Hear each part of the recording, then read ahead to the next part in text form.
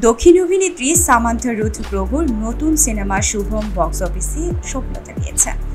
নিজের প্রযোজিত ছবির সাফল্যে উচ্ছ্বসিত সামান্থা সামাজিক যোগাযোগ মাধ্যমে প্রকাশ করেছেন একগুচ্ছ ছবি, যেখানে ছবির পরিচালক রাজ নিধি মারুর কাঁধে মাথা রেখে পোজ দিতে দেখা গেছে এই অভিনেত্রীকে। বছর খানেক ধরে বিখ্যাত এই পরিচালকের সঙ্গে সামান্থার প্রেমের গুঞ্জন চলছে। বর্তমানে নেটিজেনরা বলছেন, তাহলে কি অভিনেত্রী এবার সামনে নিয়ে আসলেন তার সেই প্রেমিককে? সম্প্রতি নিজের সোশ্যাল হ্যান্ডেলে বেশ কয়েকটি ছবি প্রকাশ করেন সামান্থা, সেখানে দেখা যায় নিধি মারুকেও। ওই ছবিগুলোর ক্যাপশনে সামান্থা লিখেছেন, পথটা অনেক লম্বা ছিল, এখন আমরা এখানে, নতুন শুরু।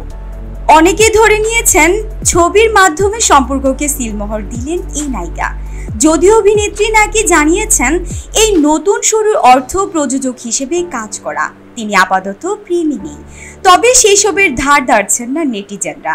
নিধি মারুর কাঁধে সামান্থাকে মাথা রাখতে দেখে তারা মনে করছেন প্রেমিককে প্রকাশ্যে আনলেন এই অভিনেত্রী।